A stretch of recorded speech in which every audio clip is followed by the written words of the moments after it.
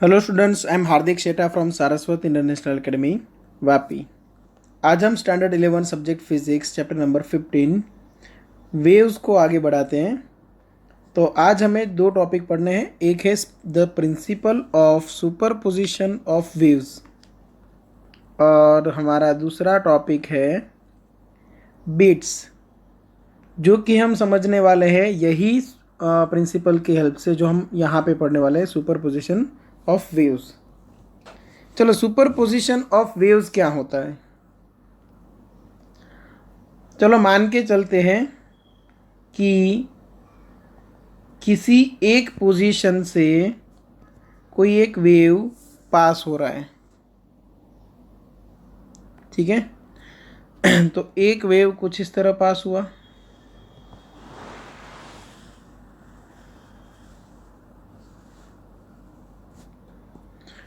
Okay. कोई दूसरा wave मान लो कि इन फेज है। इन फेज मतलब दोनों का जो फेज है या तो angle with respect to time and position same है, ठीक है। ऐसा एक दूसरा वेव भी है। कोई एक पार्टिकल, सपोज यहाँ का पार्टिकल, वो ऑसिलेट हो रहा है under the effect of both the waves.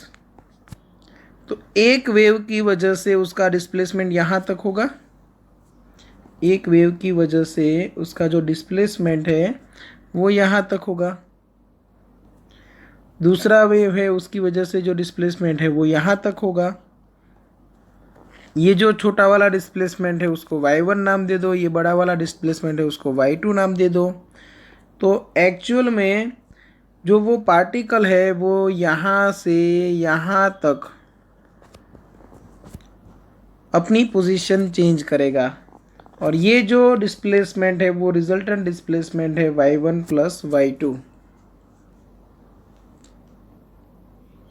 Okay. तो आप ऐसे बोल सकते हो, if any particle oscillates under the effect of two और more waves, its displacement, its resultant displacement is the vector sum, या तो आप एरिथमेटिक सम बोल सकते हो या एल्जेब्रिक सम ज़्यादा अच्छा वर्ड है। तो आप ऐसे बोल सकते हो, its resultant displacement is the algebraic sum of the displacement due to each waves, ठीक है। हर एक वेव की वजह से जो इंडिपेंडेंट डिस्प्लेसमेंट हो रहा था, सपोज ऐसे 5 वेव है तो y1 y2 y3 y4 y5, तो सभी का एल्जेब्रिक सम कर दो, आपको रिजल्टेंट y मिलेगा। मतलब वो जो पार्टिकल है उस टाइम पे उस पोजीशन पे इतना डिस्प्लेस होगा। क्लियर। हो सकता है कि एक ही पार्टिकल एक ऐसे वेव की इफेक्ट के अंडर आए और दूसरा वेव जो पास हो रहा है वो कुछ इस तरह पास हो रहा है। तो एक वेव की वजह से डिस्प्लेसमेंट सपोज अपवर्ड डायरेक्शन में 3 सेंटीमीटर था, दूसरे वेव की वजह से डाउनवर्ड डायरेक्शन में डिस्प्लेसमेंट था 1 सेंटीमीटर।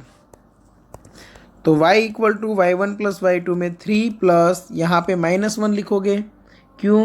क्योंकि जो उसकी इक्विलिब्रियम लाइन थी उससे ऊपर की डायरेक्शन आपने ली थी पॉजिटिव, तो नीचे की डायरेक्शन आपको लेनी पड़ेगी नेगेटिव। तो उसका रिजल्टेंट डिस्प्लेसमेंट है वो 2 सेंटीमीटर अपवर्ड डायरेक्शन में होगा, ठीक है। अब ऐसे एक एक पार्टिकल को स्टडी करना इजी है, पूरे वेव को एक साथ स्टडी करना है तो कोई हमें जनरल इक्वेशन की ज़रूरत पड़ेगी। कोई एक जनरल इक्वेशन जिसकी हेल्प से पूरे वेव में हर एक पोजीशन के लिए हर एक टाइम पे हम सुपर पोजीशन की इफ़ेक्ट है उसको कैलकुलेट कर पाए, ठीक है। तो हम दो वेव है ऐसे जिसको हम ध्यान में लेते हैं यहाँ पे। सपोज एक सोर्स है सोर्स 1 और दूसरा सोर्स है सोर्स 2, दोनों अपने अपने वेव्स जनरेट कर रहे हैं, ठीक है। तो यहाँ पे मैं सबसे पहले ले लेता हूँ वेव 1, जिसका मैं इक्वेशन लिख रहा हूँ y1 equal to a sine kx minus omega t, ठीक है। और सेकंड जो है वेव टू, वो मैं उसकी वजह से जो एक पार्टिकल है उसका डिस्प्लेसमेंट ले रहा हूँ y2 equal to A sine k x minus omega t plus 5। इसका मतलब समझो कि यहाँ पे दो अलग अलग वेव के लिए के अलग अलग हो सकता है, ओमेगा अलग अलग हो सकता है, हमने लिया है सेम। ठीक है, तो हमने जो ये बात की है वो कोहेरेंट वेव्स की बात की है। ऐसे वेव्स जिनकी जिनके लिए एंगुलर फ्रीक्वेंसी सेम है, दो डिफरेंट वेव्स जिनके लिए एंगुलर फ्रीक्वेंसी सेम है, उनको आप बोलोगे कोहेरेंट वेव्स। मीडियम एक ही है, देखो ओमेगा सेम, समझना मीडियम एक ही है तो स्पीड भी सेम होगी, क्योंकि स्पीड किसके ऊपर डिपेंड करेगी, मीडियम पे। तो अब स्पीड इक्वल टू फॉर्मूला क्या है, ओमेगा बाई के। तो अगर ओमेगा सेम है दोनों वेव के लिए, स्पीड भी सेम है, तो वेव वेक्टर के भी सेम होना ज़रूरी। इसीलिए यहाँ पे भी हमने k1 k2 नहीं लिखा, सिर्फ kx दोनों बार हमने रिपीट किया है। ठीक है, यहाँ पे हमने सिर्फ डिफरेंस रखा है फेज का। एक का इनिशियल फेज 0 है, दूसरे का इनिशियल फेज 5 है, तो दोनों के लिए जो फेज डिफरेंस हुआ वो भी आपको मिलेगा 5। फेज डिफरेंस कैसे निकालोगे, ये जो टोटल एंगल है उसमें से ये टोटल एंगल सब्ट्रैक्ट कर दो, तो के x cancel out, omega T cancel out, 5 minus 0, आपको फेज डिफरेंस मिलेगा 5। ठीक है, अब इनका सुपरपोजिशन करते हैं, तो हम लेते हैं रिजल्टेंट डिस्प्लेसमेंट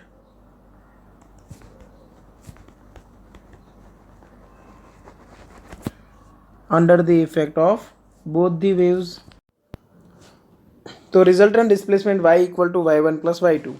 अब आगे क्या करें, तो y1 और y2 की वैल्यू रख देते हैं, a sine k x minus omega t, a sine k x minus omega t, और यहाँ पे plus a sine k x minus omega t plus 5।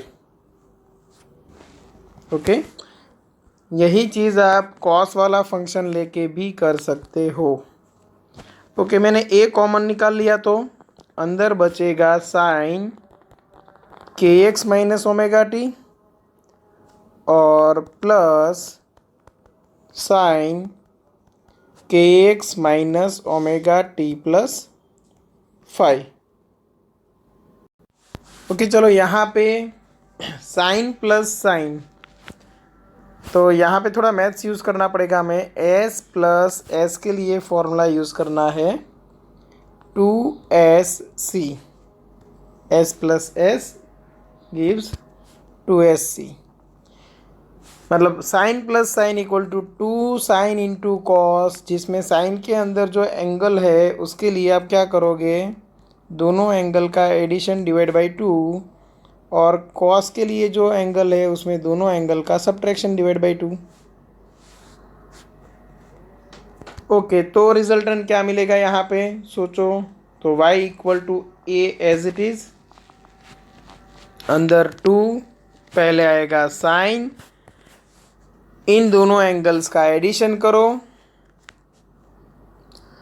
अब एडिशन करने पे क्या मिलेगा, तो के एक्स है वो 2 टाइम्स मिलेगा, ओमेगा टी भी 2 टाइम्स मिलेगा, और 5 एक सिंगल टाइम मिलेगा आपको, मतलब 2kx minus 2 omega t plus 5 divide by 2, और साथ में आएगा कॉस। अब दोनों का सब्ट्रैक्शन करो तो -5/2, बट देखो कॉस है वो इवन फंक्शन है, और इवन फंक्शन है तो आप -5/2 की जगह पे +5/2 लिखो तो भी चलेगा, क्योंकि कॉस थीटा और कॉस माइनस थीटा की वैल्यू सेम रहती है। ओके, चलो यहाँ तक क्लियर है। अब हम एक काम करते हैं, y equal to 2a cos five by two आगे ले लेते हैं, और जो बाकी बचा साइन, उसमें भी देखो ये जो 2 है वो सबके नीचे रख देते हैं। तो क्या आएगा answer, k x minus omega t plus five by two. चलो ये हमें मिल गया resultant displacement due to superposition of two waves. अब ये सुपरपोजिशन में ये जो स्टेप है ये फंक्शन है अपना, जो टाइम पे डिपेंडेड है, पोजीशन पे डिपेंडेड है। ठीक है, मतलब ये पोजीशन और टाइम के साथ कंटिन्यूस वेरी हो रहा है, और जो यहाँ पे आगे मल्टीप्लाइड है 2a cos five by to, ये कांस्टेंट है। ऐसा क्यों?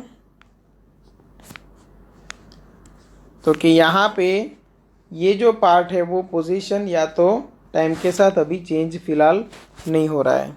ठीक है, फिर इसमें अलग अलग कंडीशंस देखेंगे, वो अलग चीज़ है। चलो, तो यहाँ पे ये हो गया एम्पलीट्यूड और ये हो गया function.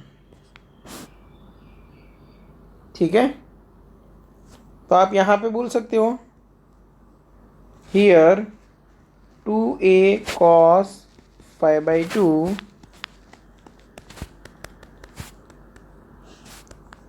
is the amplitude of resultant wave। अब वो किसके ऊपर डिपेंड कर रहा है, इनिशियल फेज पे। ठीक है, तो इनिशियल फेज पे डिपेंड करता है, इसलिए हम बोलेंगे एम्पलीट्यूड। ओके, और इन ब्रैकेट हम फाई लिख रहे हैं, मतलब फंक्शन है फाई, मतलब यहाँ पे वेरिएशन जो हो रहा है वो फाई पे डिपेंडेड है। तो यहाँ पे आएगा 2a cos five divide by to. ठीक है, अब इसमें अलग अलग कंडीशंस हैं। देखो यहाँ पे दो वेव है वो एक दूसरे के साथ इंटरफेयर कर रहे हैं, दो वेव अब एक दूसरे के साथ इंटरफेयर कर रहे हैं। तो यहाँ पे दो टाइप के इंटरफेरेंस पॉसिबल है, जिसमें हम केस 1 लिखते हैं constructive interference. Constructive interference. Okay, constructive interference मतलब एम्पलीट्यूड का मैक्सिमम होना। अब ए फाई को आप मैक्सिमम करना चाहते हो, एम्पलीट्यूड को आप मैक्सिमम करना चाहते हो, तो cos फाइव बाई टू की वैल्यू भी मैक्सिमम होनी चाहिए। तो यहाँ पे आप लिखोगे cos five by to maximum मतलब कितना हो सकता है, प्लस और माइनस वन। अब cos की वैल्यू प्लस या तो माइनस वन कब आएगी, जब एंगल होगा 0, पाई, 2 पाई, 3 पाई, ये सब। इन शॉर्ट आप n पाई बोल सकते हो। तो यहाँ पे आप लिखोगे hence five divide by two equal to n pi, where n equal to 0, 1, 2, 3 कुछ भी। तो फाई है वो होना चाहिए 2n pi. Phase difference between two wave 2n pi होना चाहिए। अब n की वैल्यू 0 लिखो तो 0, 1 लिखो तो 2 पाई, 2 लिखो तो 4 पाई, 6 पाई, ऐसे होना चाहिए। देखो फॉर एग्जांपल मैं आपको यहाँ पे दिखा दूँ कि सपोज ये आपका एक वेव है, अब इसके अंदर दूसरा वेव कब ऐड होगा वो सोचते हैं। तो सपोज मैंने n की वैल्यू ले ली यहाँ पे 2, तो मतलब ये हुआ 4 पाई, ये 0 एंगल होता है, यहाँ पे पाई, यहाँ पे 2 पाई, 3 पाई और 4 पाई। जो दूसरा वेव है वो 4 पाई से स्टार्ट कर रहा है। तो देखो ये कंस्ट्रक्टिव हुआ, क्यों? क्योंकि आपको देखो ब्लैक वाली लाइन और रेड वाली लाइन एक साथ ही इंक्रीज हो रही है, एक साथ ही डिक्रीज हो रही है। मतलब प्लस में देखो यहाँ पे अपर आपको जो कर्व नज़र आ रहा है उसमें भी एडिशन हो रहा है, नीचे जो लोअर कर्व है उसमें भी एडिशन ही हो रहा है। मतलब ऑलवेज डिस्प्लेसमेंट का एडिशन होगा तो जो रिजल्टेंट डिस्प्लेसमेंट है वो इंक्रीज होगा। मतलब दोनों वेव एक दूसरे को सपोर्ट कर रहे हैं, तो ये जो इंटरफेरेंस है उसको हम बोलेंगे कंस्ट्रक्टिव इंटरफेरेंस, जिसमें एम्पलीट्यूड की वैल्यू हमें मैक्सिमम मिलती है, डबल मिल जाएगी। देखो एक का डिस्प्लेसमेंट ए दूसरे की वजह से ए, तो टोटल डिस्प्लेसमेंट हो जाएगा 2a।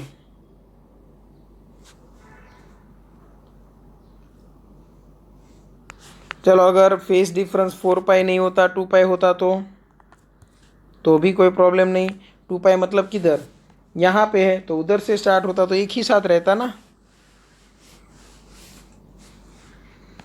तो भी एडिशन ही होता।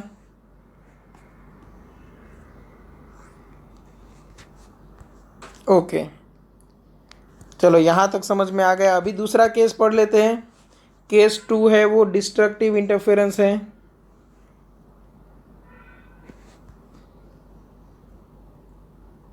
जो अपना केस 2 है वो है डिस्ट्रक्टिव इंटरफेरेंस।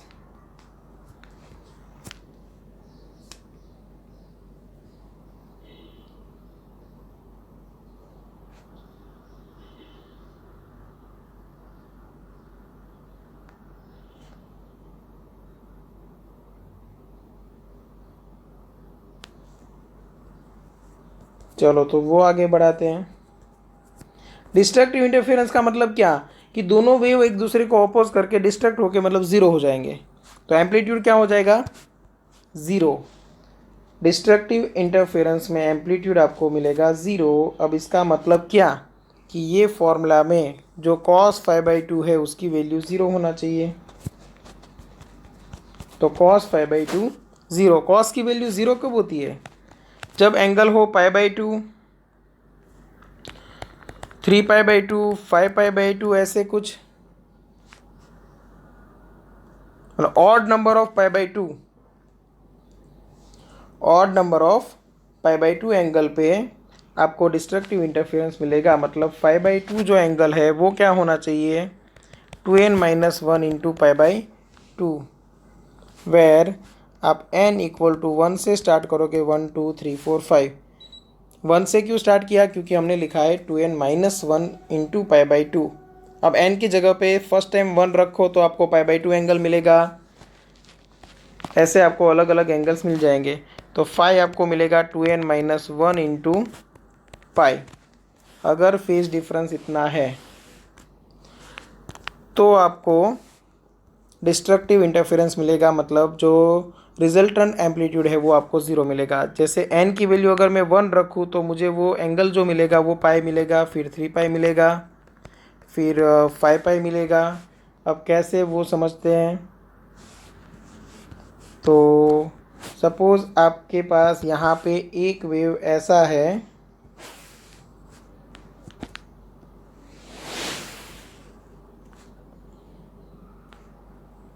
ये एक वेव है,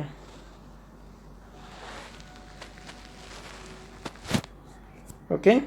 और जो एंगल्स है वो यहाँ पे ज़ीरो, यहाँ पे पाई, यहाँ पे 2 पाई, यहाँ पे 3 पाई, यहाँ पे 4 पाई, यहाँ पे 5 पाई, यहाँ पे 6 पाई, यहाँ पे 7 पाई।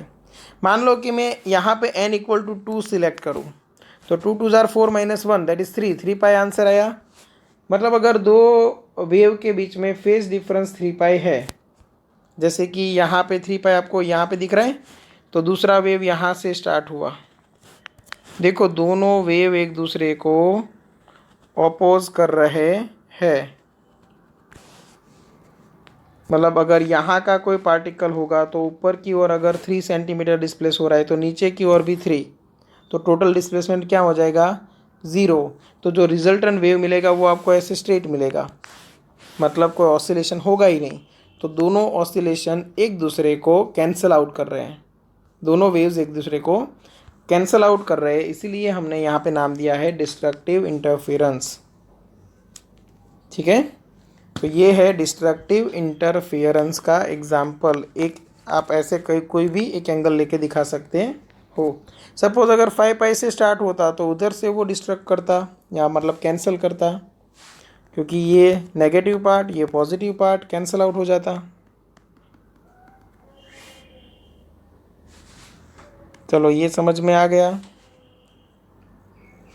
ओके, तो यहाँ पे ये इंटरफेरेंस फिनिश हुआ। अभी स्टार्ट करने वाले हैं हम बीट्स।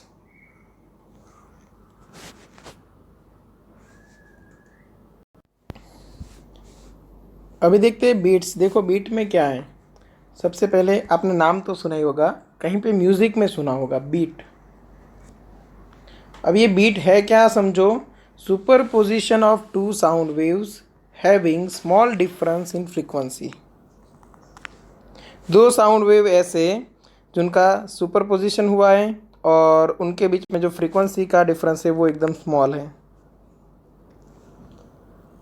तो ऐसा क्या होता है कि हमें कुछ अलग साउंड सुनाई देता है। तो एक तो हमें दोनों फ्रीक्वेंसी का एवरेज वैल्यू वाली जो फ्रीक्वेंसी है वो सुनाई देती है, और एक आसपास की एक स्मॉल डिफरेंस वाली फ्रीक्वेंसी भी सुनाई देती है, जिसको हम बोलते हैं बीट। कभी कभी म्यूज़िकल इंस्ट्रूमेंट्स को ट्यून करते टाइम ये भी देखा जाता है कि बीट कैसे कम किया जाए।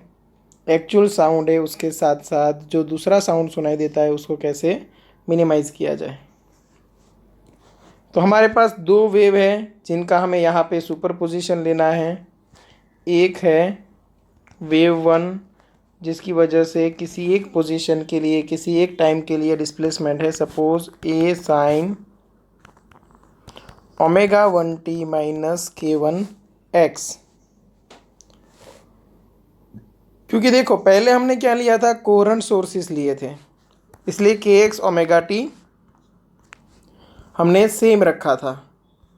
अभी फ्रीक्वेंसी में छोटा डिफरेंस रखना है, और अगर मैंने आपको बताया था कि फ्रीक्वेंसी में डिफरेंस आया तो के में भी डिफरेंस आएगा। क्यों? क्योंकि वी सेम होता है। एक ही मीडियम में ट्रैवल करने वाले दो वेव के लिए स्पीड सेम रहेगी। साउंड वेव की अगर बात करें तो ओमेगा अगर डिफरेंट है तो के भी डिफरेंट लेना पड़ेगा आपको। ओके, ये वेव वन है बराबर, बट स्टडी करना है हमें किसी एक पार्टिकल को। तो सबसे इजी वे कौन सा रहेगा कि हम x इक्वल टू ज़ीरो ले लें। पोजीशन ज़ीरो ले लेंगे तो इसकी झंझट निकल जाएगी, क्योंकि किसी भी पार्टिकल को स्टडी करो रिजल्ट आपको सेम मिलेगा। तो सबसे अच्छा तरीका है कि x इक्वल टू आप ज़ीरो ले लो। तो वेव वन एट अगर मैं x इक्वल टू ज़ीरो लिखूँ तो फिर ये मुझे मिल गया y1 equal to A sine omega 1t। Sine की जगह पे कॉस लेके भी कर सकते हो, सेम रिजल्ट आपको मिलेगा।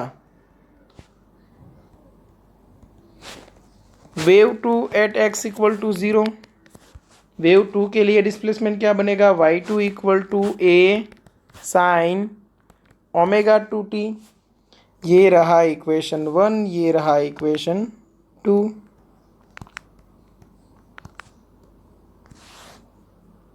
ओके, ज़ीरो पोजीशन की बात कर रहे हैं और एक साथ दो वेव वहाँ पे सुपर इम्पोज हो रहे, तो दोनों का रिजल्टेंट डिस्प्लेसमेंट क्या मिलेगा वो चेक करते हैं।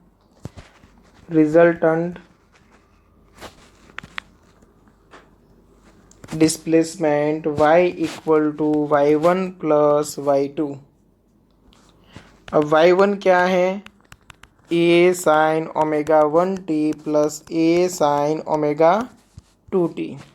ओके, ए कॉमन निकाल लेते हैं, अंदर क्या बचेगा, sine omega 1t plus sine omega 2t। s plus S फिर से वही फॉर्मूला, कौन सा, 2cs। तो यहाँ पे 2 कॉस एक बार सब्ट्रैक्शन डिवाइड बाई 2, मतलब omega 1 minus omega 2 divide by 2 into t, और यहाँ पे sine addition divide by 2, omega 1 plus omega 2 divide by 2 into t. अब इसका एक्चुअल फॉर्मूला देखो कैसा है। मैथमेटिक्स में इसका फॉर्मूला है S plus S equal to 2SC, जिसमें ये S है उसमें हमें करना रहता है एडिशन डिवाइड बाई 2, और ये C है उसमें हमें करना रहता है सब्ट्रैक्शन डिवाइड बाई 2। तो हमने क्या किया है, सब्ट्रैक्शन वाला पार्ट पहले ले लिया है और एडिशन वाला पार्ट बाद में ले लिया। ओके, अब ये प्रॉब्लम है कि जो फंक्शन है वो टाइम पे डिपेंड तो करता है, बट दो अलग अलग टाइप की फ्रीक्वेंसी के साथ, जिसमें एक में है omega 1 minus omega 2 divide by 2, एक में है omega 1 plus omega 2 divide by 2। अब ये क्या सजेस्ट करता है अच्छे से समझते हैं। चलो, तो हैंस हमें मिल गया y equal to 2a cos omega 1 minus omega 2 divide by 2 into t, और उसके साथ मिला sine omega 1 plus omega 2 divide by 2 into t. Okay, तो इतना जो पार्ट है उसको एक अलग नाम दे देते हैं, इतने पार्ट को अलग नाम दे देते हैं। ठीक है, तो ये जो है फंक्शन, ये एम्पलीट्यूड सजेस्ट करता है, और ये जो बड़ी फ्रीक्वेंसी है, ठीक है, ये जो बड़ी फ्रीक्वेंसी है वो आपको एक शेप देगा, जो रिजल्टेंट वेव है उसका एक शेप मिलेगा। कैसे, समझो। तो हमारे पास दो वेव थे, एक अच्छे से एक पूरा एक ग्राफ बना देते हैं, आपको अच्छे से समझ में आए इसके लिए।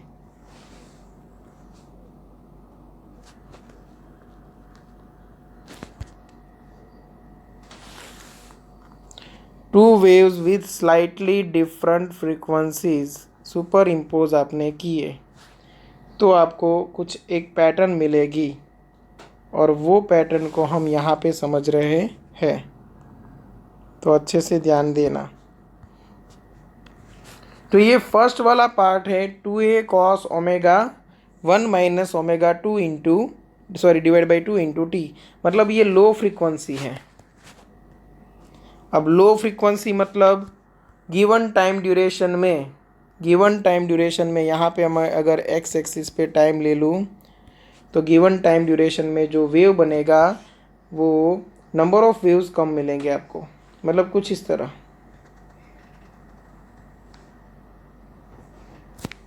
ये एक वेव मिला,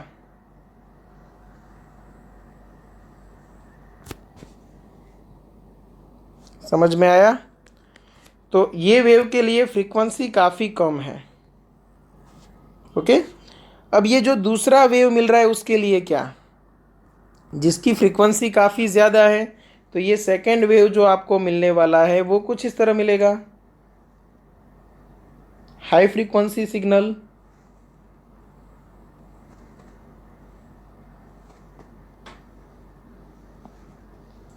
और यहाँ पे दोनों का मल्टीप्लिकेशन हो रहा है, देखो दोनों टाइप के सिग्नल का यहाँ पे मल्टीप्लिकेशन हो रहा है।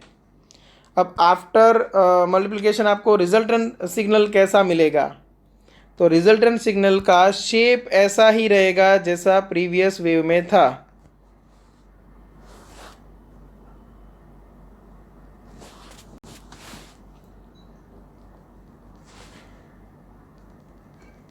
मोबाइल कम्युनिकेशन में ये काफ़ी यूज़ होगा,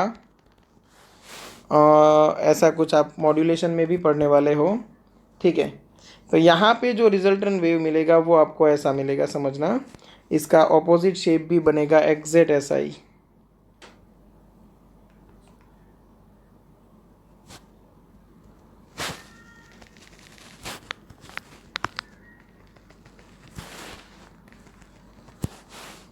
ओके,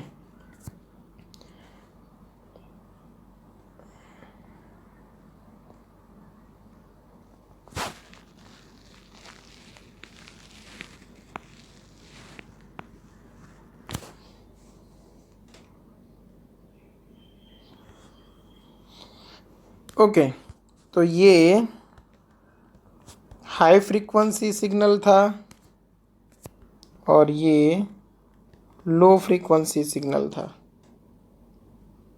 और दोनों मर्ज होके कुछ ऐसा बना। और यहाँ पे जो आपको सुनाई देगा ये सुनाई देगी बीट।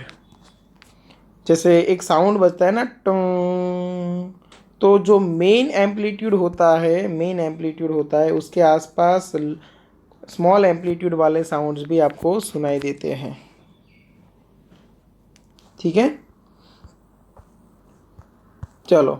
तो ये हाई फ्रीक्वेंसी वाला है, सॉरी ये लो फ्रीक्वेंसी वाला सिग्नल था, ये हाई फ्रीक्वेंसी वाला सिग्नल था। ठीक है, ये जो है वो एम्पलीट्यूड को मैनेज कर रहा था, ये जो है वो फ्रीक्वेंसी को मैनेज कर रहा था। तो यहाँ पे रिजल्टेंट एम्पलीट्यूड नाम दे देते हैं और यहाँ पे रिजल्टेंट फ्रीक्वेंसी के लिए अनदर कोई एक वर्ड नाम दे देते हैं, बी सी डी कुछ भी नाम दे सकते हो आप। ओके, ये रिजल्टेंट है। चलो यहाँ तक समझ में आ गया। तो hence y equal to a resultant into आप लिख सकते हो sine omega 1 plus omega 2 divide by 2 into t. अब इसका मतलब क्या हुआ कि ये जो एम्पलीट्यूड है वो तो टाइम पे डिपेंडेड है ही, और उसके साथ पूरा जो वेव है वो साइन वाला शेप ले रहा है विथ हाई फ्रीक्वेंसी। मतलब देखो ये जो है वो हाई फ्रीक्वेंसी वाला है, मतलब कौन सा फंक्शन है, sign omega 1 plus omega 2 divide by 2 into t.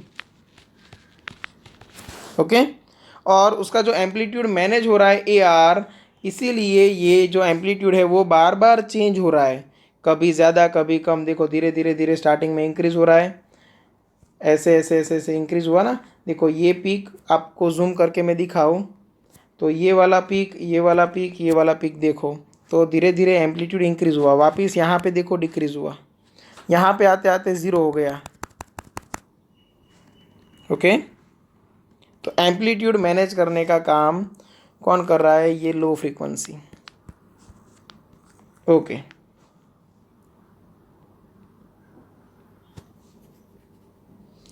अब आगे देखो, हमें निकालनी है बीट फ्रीक्वेंसी। तो इसकी फ्रीक्वेंसी क्या है, omega 1 minus omega 2 divide by 2, और ये रिजल्टेंट वेव की फ्रीक्वेंसी क्या होगी सोचो। तो इसका जो शेप है वो यहीं से रिपीट होना स्टार्ट कर दिया। मतलब जब लो फ्रीक्वेंसी साउंड का एक सिग्नल कंप्लीट होता है तब बीट के दो सिग्नल कंप्लीट हो रहे हैं, मतलब डबल फ्रीक्वेंसी। डबल फ्रीक्वेंसी मतलब कितना, तो इंटू टू कर दो, टू टू कैंसल। तो यहीं से पता चल जाएगा कि बीट बीट फ्रीक्वेंसी है वो ओमेगा 1 माइनस ओमेगा 2 है। ठीक है, और अगर दूसरे तरीके से देखना है तो मैक्सिमम इंटेंसिटी की हेल्प से भी देख सकते हो। चलो मैक्सिमा की हेल्प से देखते हैं। मैक्सिमा मतलब क्या, कि रिजल्टेंट एम्पलीट्यूड है वो मैक्सिमम कब होगा। तो यहाँ पे एम्पलीट्यूड मैक्सिमम है, यहाँ पे एम्पलीट्यूड मैक्सिमम है, तब तक का हम बीट का एक वेव कंसिडर करेंगे, और तब तक की जो लेंथ है वो वेव लेंथ, तब तक जो टाइम लगता है वो टाइम पीरियड, और उस हिसाब से हमें फ्रीक्वेंसी मिल सकती है। ठीक है ना। तो मैक्सिमा के लिए क्या करना है, A R should be maximum. और ए आर कब मैक्सिमम होगा, तो ए आर के अंदर है cos omega 1 minus omega 2 divide by 2 into T, वो मैक्सिमम होना ज़रूरी। Omega 1 minus omega 2 divide by 2 into T, ये मैक्सिमम मतलब क्या होना चाहिए, प्लस और माइनस 1। तो एंगल क्या होना चाहिए, omega 1 minus omega 2 divide by 2 into T, ये एंगल क्या होना चाहिए। चलो प्लस और माइनस 1 के लिए एंगल क्या होना चाहिए, एन पाई, वेर एन की वैल्यू ले लो 0 1 2 3, एन इक्वल टू 0 रखो, 1 रखो, 2 मतलब 0 एंगल, पाई एंगल, 2 पाई एंगल, 3 पाई एंगल, सब के लिए कॉस की वैल्यू क्या है, मैक्सिमम। और मैक्सिमम मतलब कितनी, या तो +1 या तो -1। ओके, ये समझ में आ गया। ठीक है ना।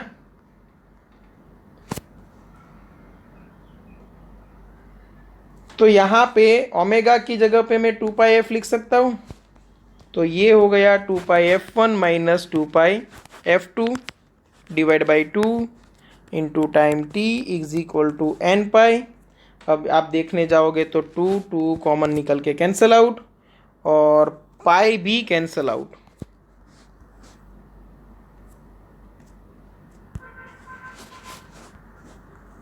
ठीक है, तो f1 minus f2 equal to आपको क्या मिलेगा, n।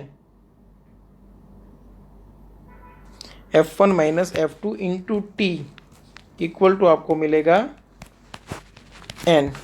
तो t क्या मिलेगा आपको, n divide by f1 minus f2। तो कौन कौन से टाइम पे मैक्सिमा आएगा ये सोचो। सबसे पहले n इक्वल टू 0, तब आपको टाइम मिल रहा है 0। n इक्वल टू 1, जब सेकेंड टाइम मैक्सिमा आएगा तब टाइम मिलेगा आपको 1/f1 माइनस f2। जब n इक्वल टू 2 करूँ तब मुझे टाइम मिलेगा 2 divide by f1 minus f2। तो time duration between two consecutive maximum is known as time period. तो यहाँ पे आपको टाइम पीरियड क्या मिलेगा, टाइम पीरियड मिलेगा डेल्टा टी से। डेल्टा टी मतलब क्या, तो यहाँ पे t1 रख दूँ, यहाँ पे t2 रख दूँ, तो t2 माइनस t1 कर सकता हूँ या तो t1 माइनस t0 कर सकता हूँ।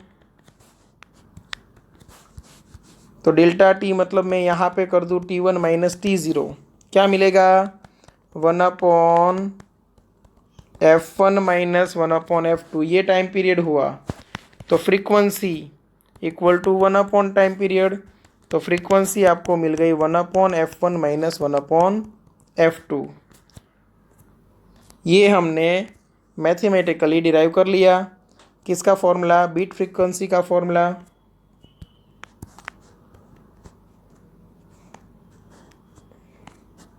तो बीट फ्रीक्वेंसी का फॉर्मूला बनेगा f1 माइनस f2, 1/t था ना।